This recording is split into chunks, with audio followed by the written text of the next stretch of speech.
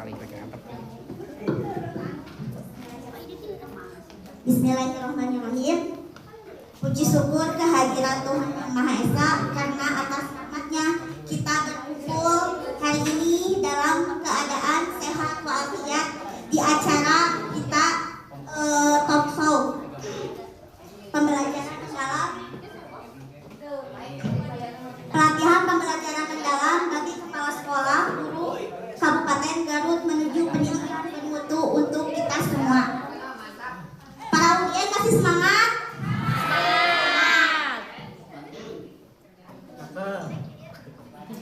Perkenalkan diri, saya sebagai moderator hari ini yang akan memandu talk show dengan topik praktik baik implementasi pembelajaran mendalam yang akan narasumber kita paparkan. Sebelumnya saya tidak sendiri, di sini ditemani oleh panelis kita, narasumber Bapak Hilmi Setia Adipura.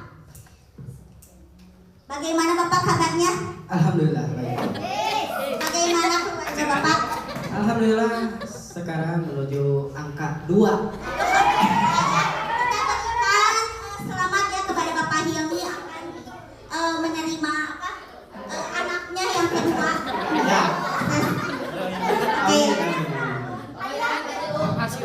Ya, untuk supaya waktunya tidak terlalu panjang, kita akan memperkenalkan dulu ya kelompok 2. Saya Hani Hartini sebagai moderator, panelis Bapak Hilmi Setia Adipura, notulen Ibu Indri Lestari, dan dokumentasi Ibu Ani, operator Ibu Rina, dokumentasi Ibu Siti. Berikan tepuk tangan dulu dong, biar semangat. Ya, tanpa menunda waktu lebih lama lagi, mari kita sambut Bapak Hilmi Setia Adipura untuk memaparkan materinya. Semangat. Siap, hatur nuhun. Ya, sama-sama. Izin berdiri ya, Ibu moderator. Saya akan sedikit menerangkan tentang implementasi pembelajaran mendalam ya. Dari kasus kelas dari kelas 3 ya, yang ya lumayan cukup untuk jadi materi hari ini. Latar belakang pembelajaran berbasis pusat pada guru ya, itu udah jelas ya. Jadi harus kumaha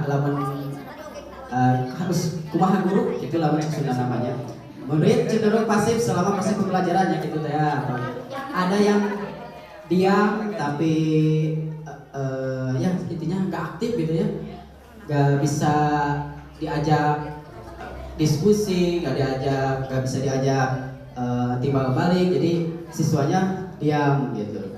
Terus murid belum berani mengajukan pertanyaan. Penilai lebih menekankan pada hasil akhir tanpa prosesnya kurang dalam pembelajarannya. Jadi hasilnya harus bagus, tapi prosesnya tidak maksimal gitu ya.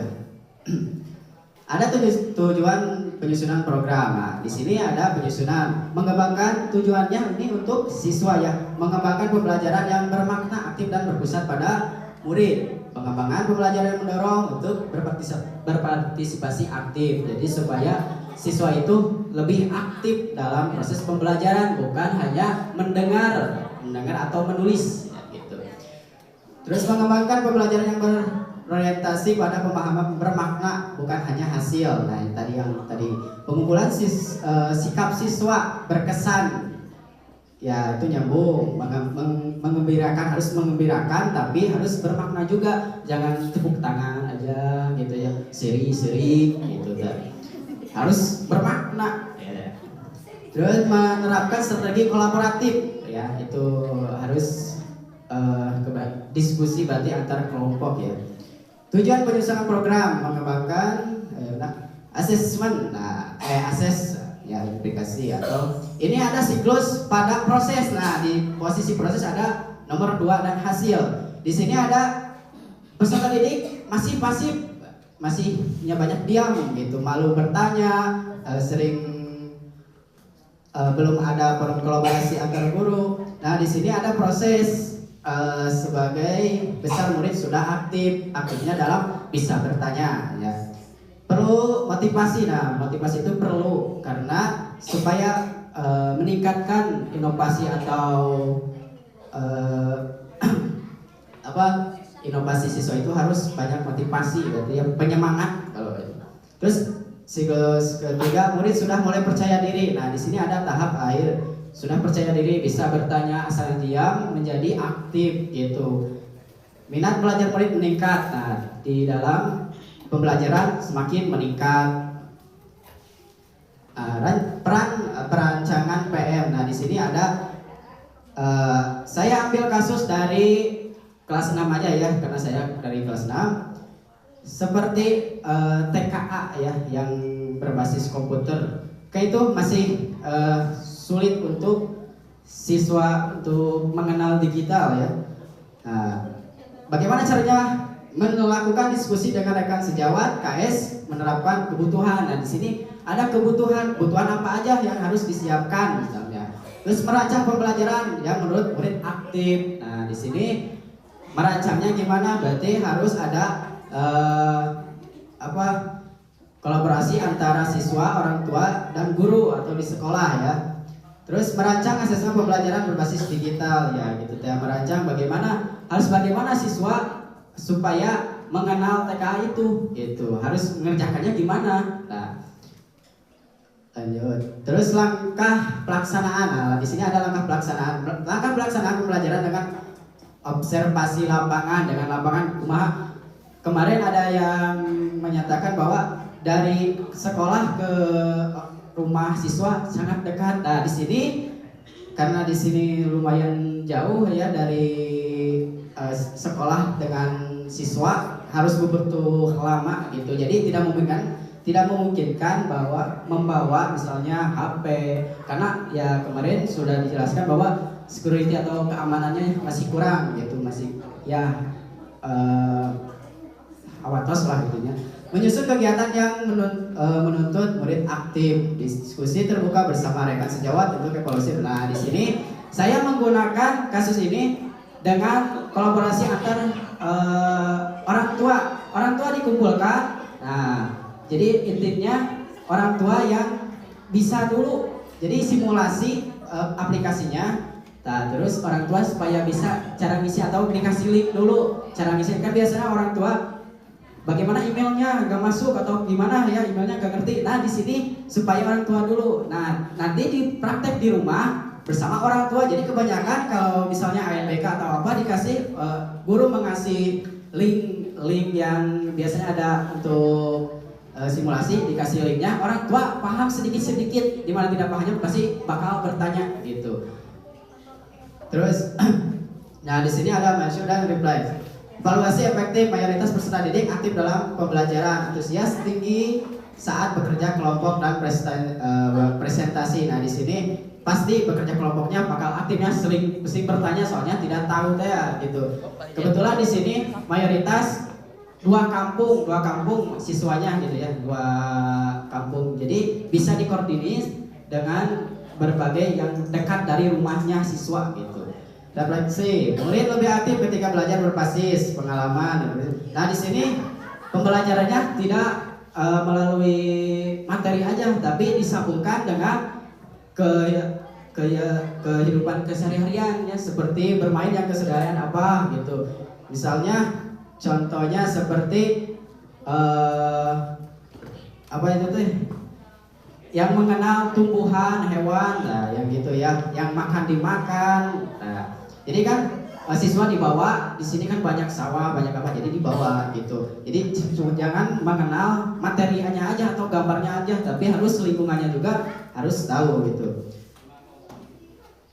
Terus di sini ada perbaikan dan keberlanjutan. Nah, di sini menambahkan rubrik refleksi pribadi untuk setiap siswa. Jadi harus ada ya. Menyusun rancangan kegiatan pembelajaran yang menuntut murid untuk aktif. Menyusun namanya juga menyusun, berarti sebelum ya, bukan pas pembelajaran atau pas pelajaran gitu ya.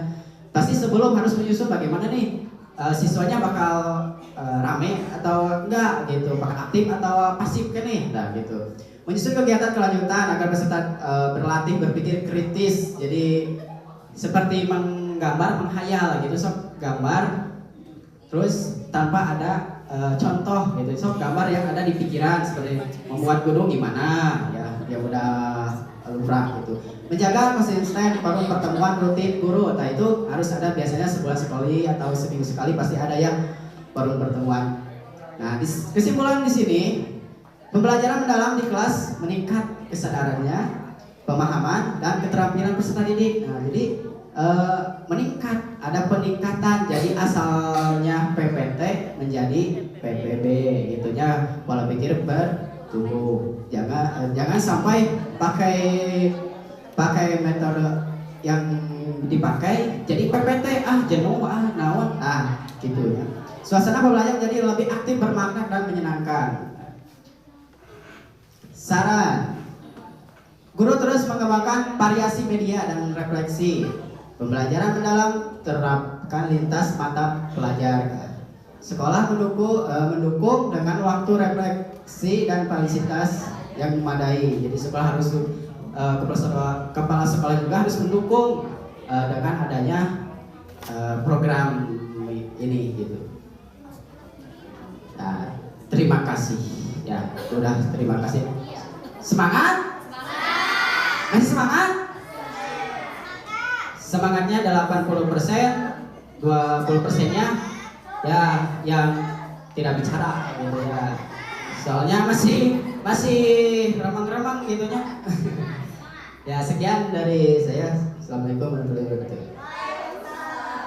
Berikan dulu tepuk tangan kepada Bapak Hemi dari kelompok kami. Selanjutnya mungkin kita langsung saja ya ke sesi tanya jawab saja.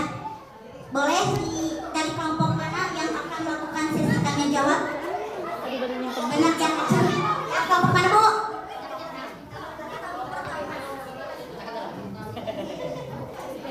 Bismillahirrahmanirrahim.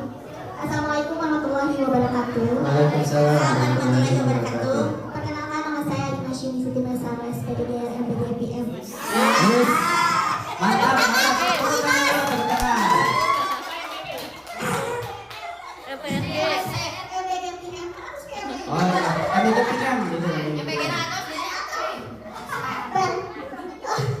Mau bertanya ya, kami dari kelompok 6. Mau bertanya, apa hasil evaluasi pada tahap mission dan reflect? Ya, terima kasih. Assalamualaikum warahmatullahi wabarakatuh. Waalaikumsalam. Terima kasih Dimas. Pertanyaannya sangat bagus sekali ya.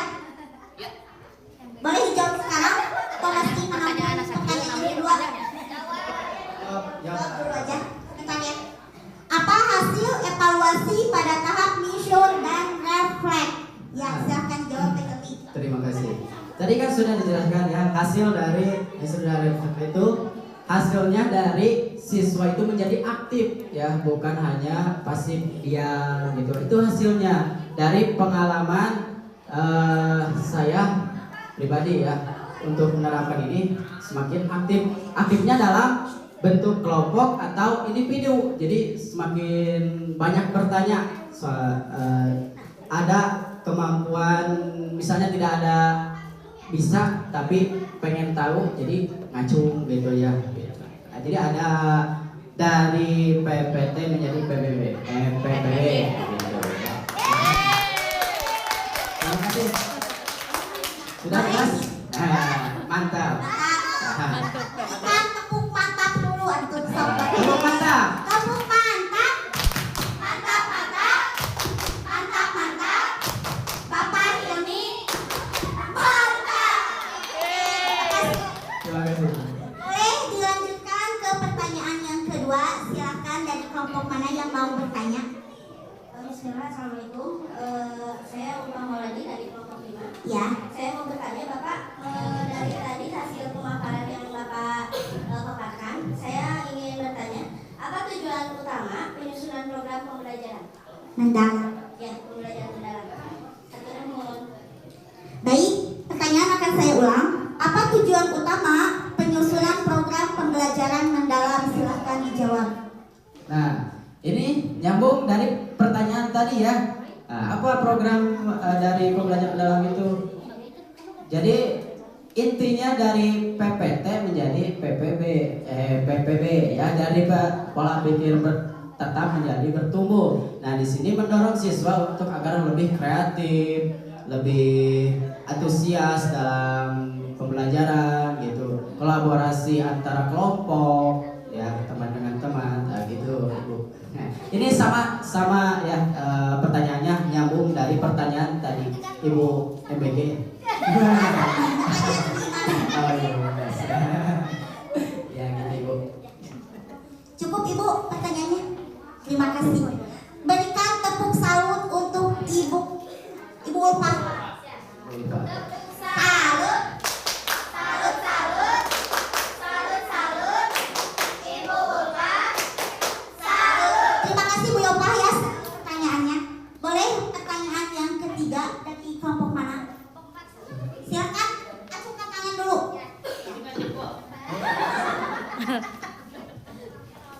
Assalamualaikum warahmatullahi wabarakatuh. Perkenalkan, nama saya Hilda dari kelompok 4. Ingin bertanya, langkah apa yang dilakukan pada tahap desain atau perancangan PM? Terima kasih. Wassalamualaikum warahmatullahi wabarakatuh. Waalaikumsalam warahmatullahi wabarakatuh. Langkah apa yang dilakukan pada tahap desain atau perencanaan PM? Silahkan dijawab. Nah, ini agak beda ya pertanyaannya. Bagus, mantap Ibu Hilda. Di sini ada perancangan ya, perancangan dalam pembelajaran mendalam. Di sini harus ada kolaborasi terkait antara guru, orang tua, siswa atau teman sejawat ya di sini. Nah, di sini langkah awalnya juga harus gimana? Cenah bete ya. Harus mendiskusikan sebelum ke siswa mendiskusikan kepada kepala sekolah ya, kepala sekolah dengan guru, mendiskusikan bagaimana misalnya ada kasus harus bagaimana menjalankan atau melaksanakannya, seperti tadi TKA ya, bagaimana bisa intinya harus memecahkan suatu masalah untuk kebaikan siswa gitu ya. Jadi harus kolaborasi antara guru dan sekolah, guru dan kepala sekolah, antara orang tua gitu. Harus diskusi dulu gitu, diskusi. Gitu. Cukup Bu Hilda. Cukup, terima kasih ya. Boleh dilanjut untuk udah. Baik, kalau begitu kita tutup saja ya untuk acara talkshow dari kelompok 2. Mohon maaf ada perkataan atau ucapan dari kami yang kurang menyenangkan ya. Mohon maaf. Terima kasih. Wassalamualaikum. Demikian kita tutup ya acara talkshow untuk kelompok 2. Terima kasih. Assalamualaikum warahmatullahi wabarakatuh. Jadi percaya diri gitu.